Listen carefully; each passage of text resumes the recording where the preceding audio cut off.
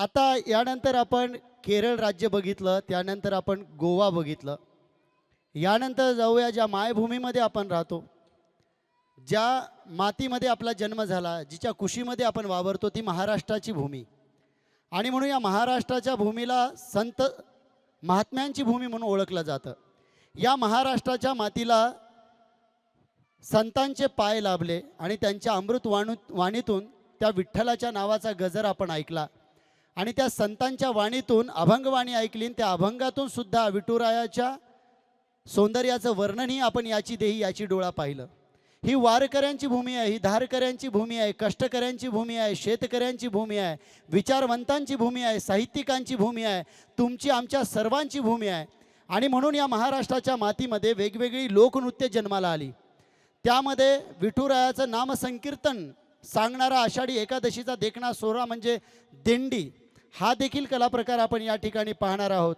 आणि मासेमारी व्यवसाय करून आपली उपजीविका भागवणारा, नारळी पौर्णिमेला त्या समुद्राला भरती ओठी आल्याच्या नंतर त्या समुद्राला सोन्याचं नारळ वाहणारा जो समाज आहे तो म्हणजे कोळी बांधव, त्यांचंही लोकनृत्य आपण या ठिकाणी पाहणार आहोत.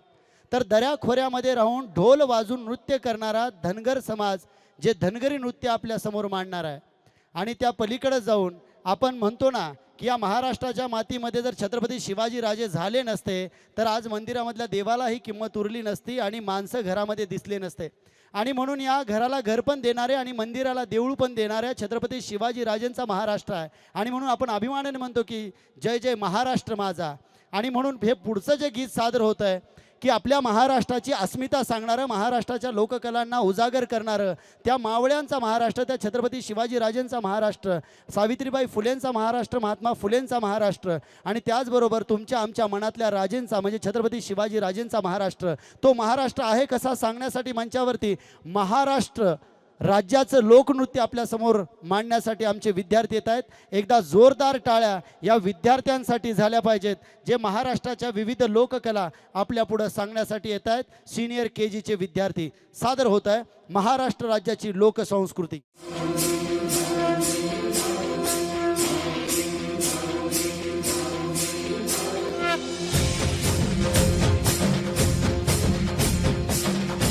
टाळ्या झाल्या पाहिजेत, टाळ्या.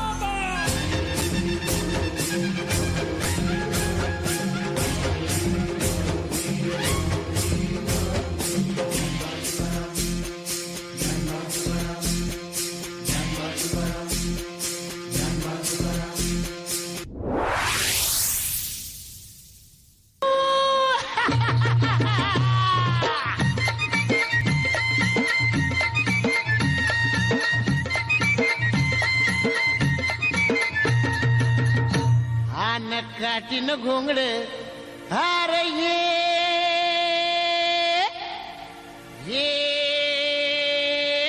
हार बाबा ये अन ये हंगास अव काटीन घोंगड अव काटीन घोंगड घेऊ द्या किर मला बी जत्रला येऊ द्या की काटीन घोंगड घेऊ द्या किर मला बी जत्रला येऊ द्या की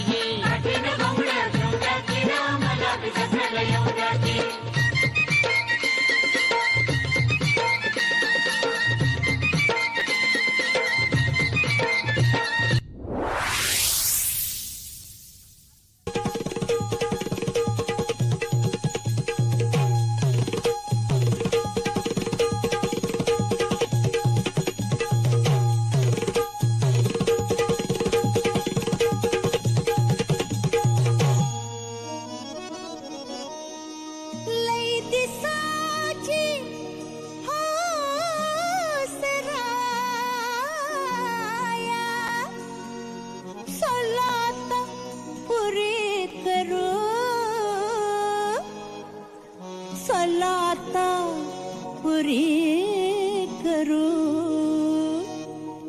चला जेजुरीला जाऊ, चला जेजुरीला जाऊ, चला जेजुरीला जाऊ, चला जेजुरीला जाऊ, चला जेजुरीला जाऊ, चला जेजुरीला जाऊ.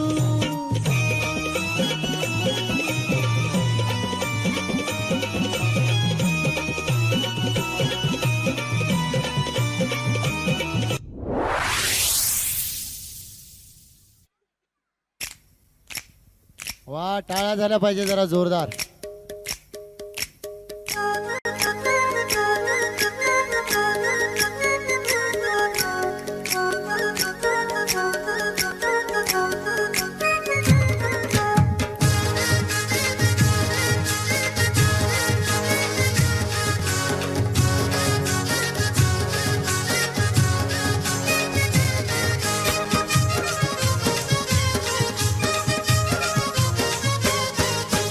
मी हायकोली सोरील्या डोली र मुंबईच्या किनारी, अगं मारतीन कोली हानल्यान गोली ग चल जाऊ बाजारी.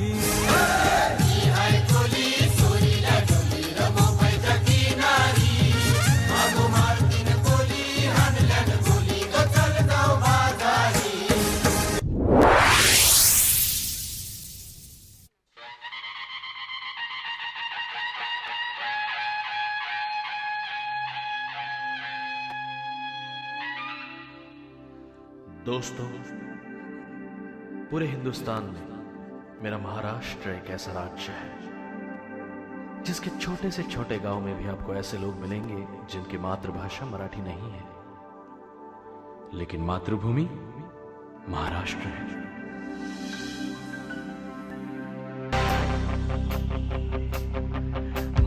टाळ्या झाल्या पाहिजे जरा जोरदार. मद्रासी माना चल के था पंजाबी, माना चल के कभी था गुजराती, माना चल के था बंगाली. चाहे कोई भी हो तेरी भाषा, चाहे कोई भी हो बोली, नस नस में दौड़े हैं जो तेरे, पहचान हवा है कहाँ की है, पानी कहाँ का है, मिट्टी कहाँ की, तो बोल दिल के तलों से ये जय जय जय जय जय जय जय जय महाराष्ट्र माझा, कर्जा महाराष्ट्र. टाळ्या झाल्या पाहिजे जरा.